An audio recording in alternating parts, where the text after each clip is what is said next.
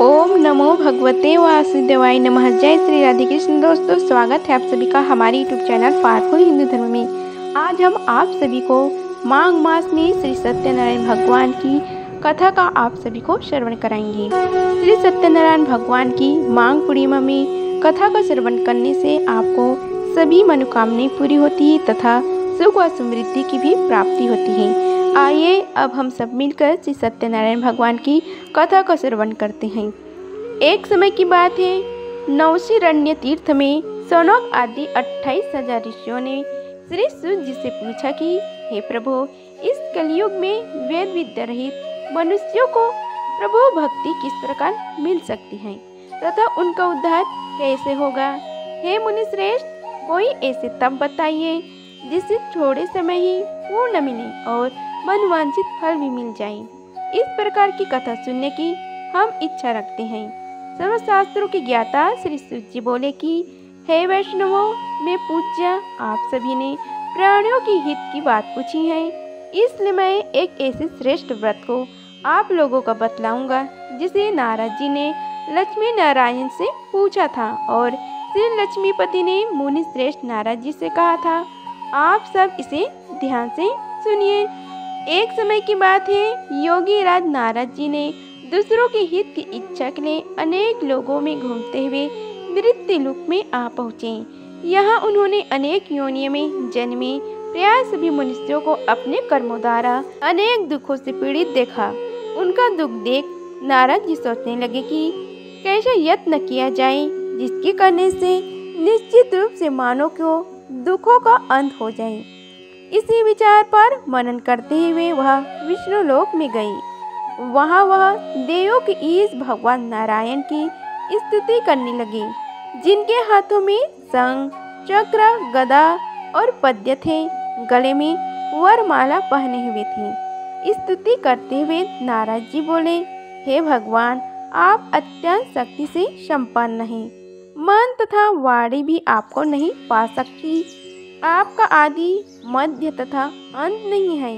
निर्गुण स्वरूप सृष्टि के कारण भक्तों के दुख को दूर करने वाले आपको मेरा नमस्कार है। नारद जी की स्तुति सुन विष्णु भगवान बोले, हे मुनि श्रेष्ठ, आपके मन में क्या बात है? आप किस काम के लिए पधारे हैं उसे निसंकोच कहो। इस पर नारद मुनि बोले कि मृत्यु लोक में अनेक योनि में जन्मे मनुष्य अपने कर्मों के द्वारा अनेक दुख से दुखी हो रहे हैं। हे नाथ, आप मुझ पर दया रखते हैं तो बताइए कि वह मनुष्य थोड़े प्रयास से ही अपने दुखों से कैसे छुटकारा पा सकते हैं। श्री हरि बोले, हे नारद, मनुष्य की भलाई के लिए तुमने बहुत ही अच्छी बात पूछी है, जिसके करने से मनुष्य मोह से छूट जाता है। वह बात मैं तुमसे कहता हूँ, उसे ध्यान पूर्वक तुम श्रवण करो। स्वर्ग लोक व मृत्यु लोक दोनों में एक दुर्लभ उत्तम व्रत है जो पूर्ण देने वाला है। आज प्रेमवश होकर मैं उसे तुमसे कहता हूँ। श्री सत्यनारायण भगवान का यह व्रत अच्छी तरह विधान पूर्वक करके मनुष्य तुरंत यहाँ सुख भोग कर मरने पर मोक्ष पाता है। श्री हरि के वचन सुन नारद जी बोले कि उस व्रत का फल क्या है और उसका विधान क्या है? यह व्रत किसने किया था तथा इस व्रत को किस दिन करना चाहिए? सभी कुछ विस्तार से बताइए। नारद की बात सुनकर श्री हरि बोले, दुख व शोक को दूर करने वाला यह व्रत सभी स्थानों पर विजय दिलाने वाला है। मानव को भक्ति व श्रद्धा के साथ शाम को श्री सत्यनारायण की पूजा धर्म परायण होकर ब्राह्मणों व बंधुओं के साथ करनी चाहिए। भक्ति भाव से ही नैवेद्य, केले का फल, घी, दूध और गेहूं का आटा का सवाया ले। गेहूं के स्थान पर साठी का आटा, शक्कर तथा गुड़ लेकर वह सभी भक्षण योग्य पदार्थों को मिलाकर भगवान का भोग लगाए। ब्राह्मणों सहित बंधु बंधुओं को भी भोजन कराए। उसके बाद स्वयं भोजन करें। भजन कीर्तन के साथ भगवान की भक्ति में लीन हो जाएं। इस तरह से सत्यनारायण भगवान का यह व्रत करने पर मनुष्य की सारी इच्छाएं निश्चित रूप से पूरी होती हैं। इस कलिकाल अर्थात कलयुग में मृत्यु लोक में मोक्ष का यही एक सरल उपाय बताए गए हैं। इति श्री सत्यनारायण व्रत कथा का प्रथम अध्याय संपूर्ण हुआ। बोलो सत्यनारायण भगवान की जय। अब हम आप सभी को श्री सत्यनारायण की द्वितीय अध्याय का श्रवण कराते हैं। श्री सूत जी बोले कि हे ऋषियों, जिसने पहले समय में इस व्रत को किया था उसका इतिहास कहता हूँ, तुम ध्यान से सुनो। सुंदर काशीपुरी नगरी में एक अत्यंत निर्धन ब्राह्मण रहता था। भूख प्यास से परेशान वह धरती पर घूमता रहता था। ब्राह्मणों से प्रेम करने वाले भगवान ने एक दिन ब्राह्मण का वेश धारण कर उसके पास जाकर पूछा कि हे विप्र, नित्य दुखी होकर तुम पृथ्वी पर क्यों घूमते हो? दीन ब्राह्मण बोला, मैं निर्धन ब्राह्मण हूँ, भिक्षा के लिए धरती पर घूमता हूँ। हे भगवान, यदि आप इसका कोई उपाय जानते हो तो बताइए। वृद्ध ब्राह्मण कहता है कि सत्यनारायण भगवान मनोवांछित फल देने वाले हैं, इसलिए तुम उनका पूजन करो। इसे करने से मनुष्य सभी दुखों से मुक्त हो जाता है। वृद्ध ब्राह्मण बनकर आए सत्यनारायण भगवान उस निर्धन ब्राह्मण को व्रत का सारा विधान बताकर अंतर्ध्यान हो गए। ब्राह्मण मन ही मन सोचने लगा कि जिस व्रत को वृद्ध ब्राह्मण करने को कहा गया है, मैं उसे जरूर करूँगा। यह निश्चय करने के बाद उसे रात में नींद नहीं आई। वह सवेरे उठकर सत्यनारायण भगवान के व्रत का निश्चय कर भिक्षा के लिए चला गया। उस दिन निर्धन ब्राह्मण को भिक्षा में बहुत से धन मिला, जिससे उसने बंधु बांधवों के साथ मिलकर श्री सत्यनारायण भगवान का व्रत संपन्न किया। भगवान सत्यनारायण का व्रत संपन्न करने के बाद वह निर्धन ब्राह्मण सभी दुखों से छूट गया और अनेक प्रकार की संपत्तियों से युक्त हो गया। उसी समय से यह ब्राह्मण हर माह इस व्रत को करने लगा। इस तरह से सत्यनारायण भगवान के व्रत को जो मनुष्य करेगा वह सभी प्रकार के पापों से छुटकारा पाकर मोक्ष को प्राप्त होगा। जो मनुष्य इस व्रत को करेगा वह भी सभी दुखों से मुक्त हो जाएगा। सूत जी बोले कि इस तरह से नारद जी से नारायण जी का कहा हुआ श्री सत्यनारायण व्रत को मैंने तुमसे कहा। हे विप्र, मैं अब और क्या कहूँ? ऋषि बोले, हे मुनिवर, संसार में उस विप्र से सुनकर और किस किस ने इस व्रत को किया, हम सब इस बात को सुनना चाहते हैं। इसके लिए हमारे मन में श्रद्धा का भाव उत्पन्न हुआ है। श्री सूत जी बोले कि हे मुनियों, जिसने इस व्रत को किया है वह सब सुनो। एक समय वही विप्र धन एवं ऐश्वर्य के अनुसार अपने बंधु बांधवों के साथ इस व्रत को करने को तैयार हुआ। उसी समय एक लकड़ी बेचने वाला बूढ़ा आदमी आया और लकड़ियों को बाहर रखकर अंदर ब्राह्मण के घर में गया। प्यास से दुखी वह लड़खड़ाया उनको व्रत करते देख विप्र को नमस्कार कर पूछने लगा कि आप यह क्या कर रही हैं तथा इसे करने से क्या फल मिलेगा, कृपया मुझे भी बताइए। ब्राह्मण ने कहा कि सब मनोकामनाओं को पूरा करने वाला यह सत्यनारायण भगवान का व्रत है। इनकी कृपा से ही मेरे घर में धन धान्य आदि की वृद्धि हुई है। विप्र से सत्यनारायण व्रत के बारे में जानकर लकड़हारा बहुत प्रसन्न हुआ। चरण अमृत लेकर वह प्रसाद खाने के बाद वह अपने घर को गया। लकड़हारे ने अपने मन में संकल्प किया कि आज लकड़ी बेचने से जो धन मिलेगा उसी से श्री सत्यनारायण भगवान का उत्तम व्रत करूंगा। मन में इस विचार को ले बूढ़ा आदमी सिर पर लकड़ियां रख उस नगर में बेचने गया जहां धनी लोग ज्यादा रहते थे। उस नगर में उसे अपनी लकड़ियों का दाम पहले से भी 4 गुना अधिक मिलता है। बूढ़ा प्रसन्नता के साथ दाम लेकर केले, शक्कर, घी, दूध, दही और गेहूं का आटा ले और श्री सत्यनारायण भगवान के व्रत की अन्य सामग्री ले अपने घर आ गया। वहां उसने अपने बंधु बांधवों को बुलाकर विधि विधान से श्री सत्यनारायण भगवान का पूजन किया और व्रत किया। इस व्रत के प्रभाव से वह बूढ़ा लकड़हारा धन पुत्र आदि से युक्त होकर संसार के समस्त सुखों को भोग अंधकार में वैकुंठ धाम को चला गया। इति श्री सत्यनारायण व्रत कथा का द्वितीय अध्याय संपूर्ण हुआ। बोलो श्री सत्यनारायण भगवान की जय। आइए अब कथा का तृतीय अध्याय का श्रवण कीजिए। सूत जी बोले कि हे मुनि श्रेष्ठ, अब आगे की कथा कहता हूँ। पहले समय में उल्कामुख नाम का एक बुद्धिमान राजा था। वह सत्यवक्ता और जितेंद्र था। प्रतिदिन देव स्थानों पर जाता और निर्धनों को धन देकर उनके कष्ट दूर करता था। उसकी पत्नी कमल के समान मुख वाली तथा सती साध्वी थी। भद्रशिला नदी के तट पर उन दोनों ने श्री सत्यनारायण भगवान का व्रत किया। उसी समय साधु नाम का एक वैश्य आया। उसके पास व्यापार करने के लिए बहुत सा धन भी था।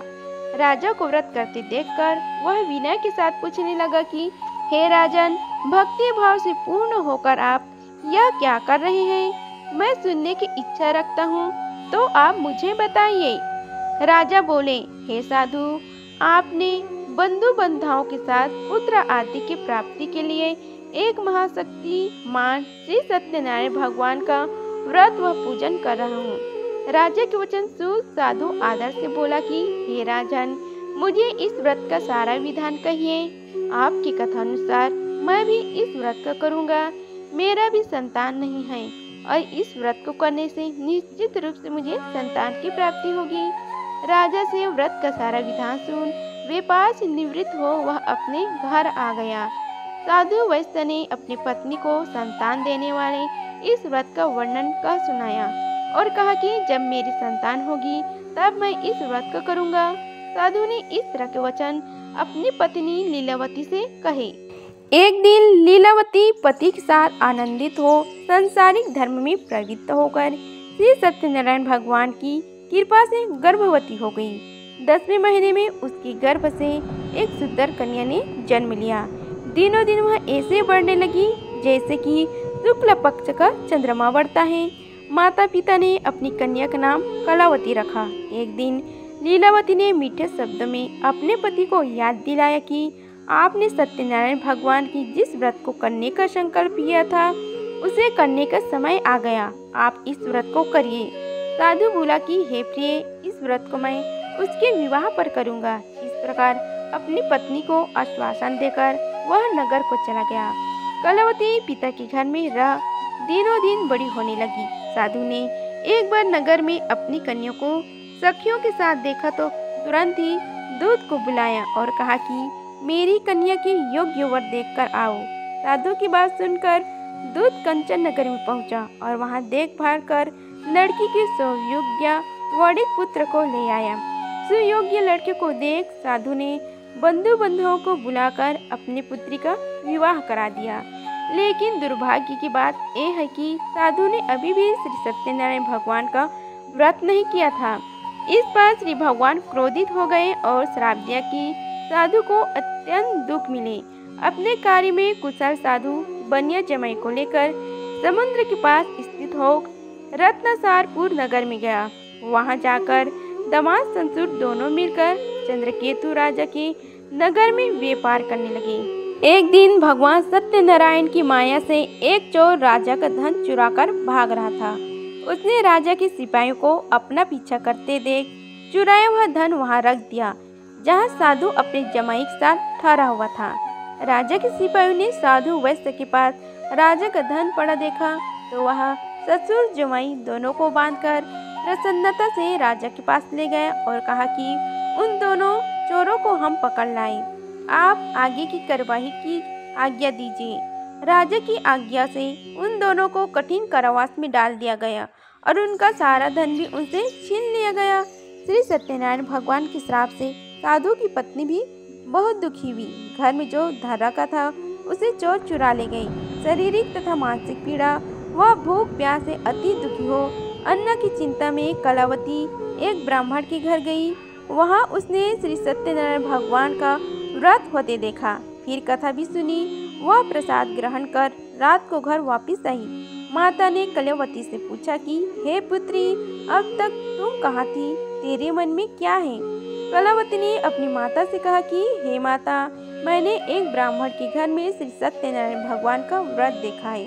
कन्या के वचन सुन लीलावती भगवान के पूजन की तैयारी करने लगी। लीलावती ने परिवार व बंधुओं सहित सत्यनारायण भगवान का पूजन किया और उनसे वर मांगा कि मेरे पति तथा जमाई शीघ्र घर वापस आ जाएं। साथ ही यह भी प्रार्थना की हम सबका अपराध क्षमा करें। श्री सत्यनारायण भगवान इस बात से संतुष्ट हो गए और राजा चंद्रकेतु को सपने में दर्शन देकर कहा कि हे राजन, तुम उन दोनों को वैश्यों को छोड़ दो और तुमने उनका जो धन लिया है उसे वापस कर दो। अगर तुमने ऐसा नहीं किया तो मैं तुम्हारा धन, राज्य व संतान सभी को नष्ट कर दूंगा। राजा को यह सब कहकर भगवान अंतर्ध्यान हो गए। प्रातःकाल सभा में राजा ने अपना सपना सुनाया, फिर बोला कि बाड़ी पुत्र को कैद से मुक्त कर सभा में लाओ। उन दोनों ने आते ही राजा को प्रणाम किया।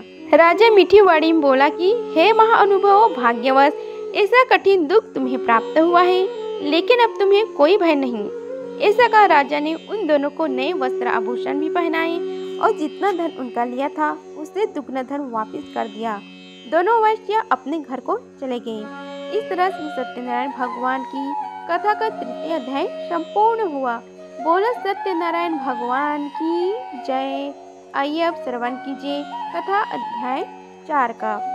श्री सूर्य बोले कि वैश्य ने मंगलाचार कर अपनी यात्रा आरंभ की और अपने नगर की ओर चल दिए।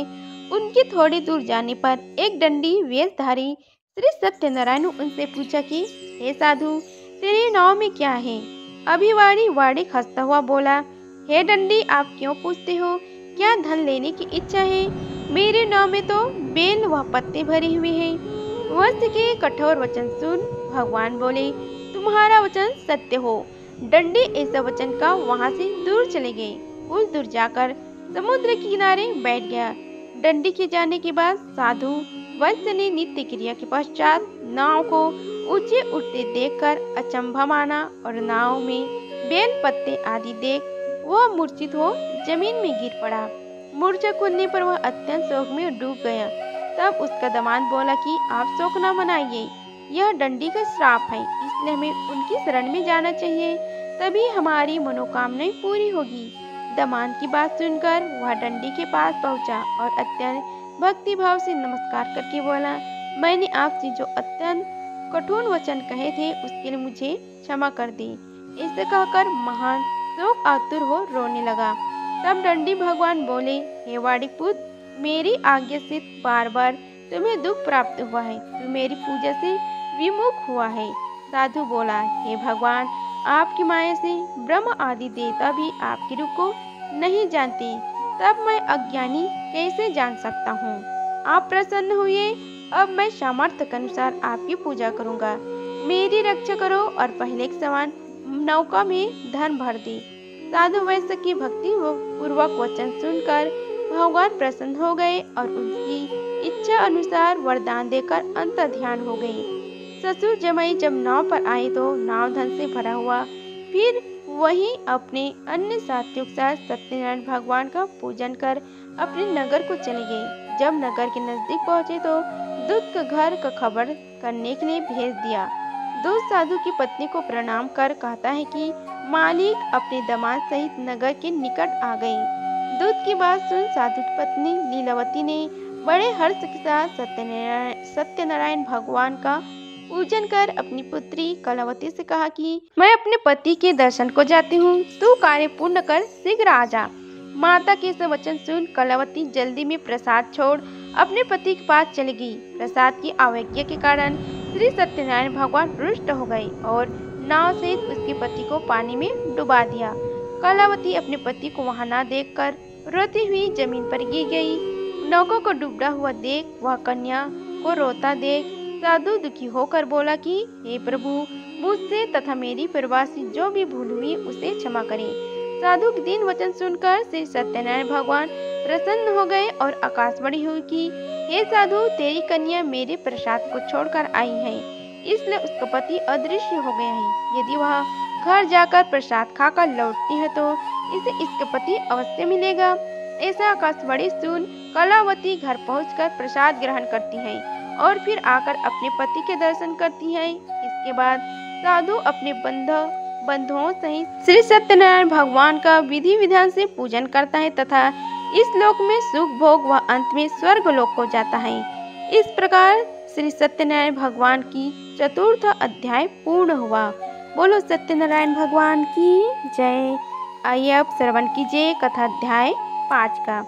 सूर्य बोले कि हे ऋषियों, मैं और भी एक कथा सुनाता हूँ, उसे भी ध्यान पूर्वक श्रवण करो। प्रजापालन में लीन तुंगध्वज नाम का एक राजा था। उसने भी भगवान का प्रसाद का त्याग कर बहुत ही दुख सहन किया। एक बार वन में जाकर वन्य पशुओं को मारकर वह बड़ के पेड़ के नीचे आया। वहां उसने ग्वालों के भक्ति भाव से अपने बंधुओं सहित सत्यनारायण भगवान का पूजन करते देखा। अभिमानवश राजा ने उन्हें देखकर भी पूजन स्थान में नहीं गया और न ही उसने भगवान को नमस्कार किया। ग्वालों ने राजा को प्रसाद दिया, लेकिन उसने वह प्रसाद नहीं खाया और प्रसाद को वहीं छोड़ वह अपने नगर को चला गया।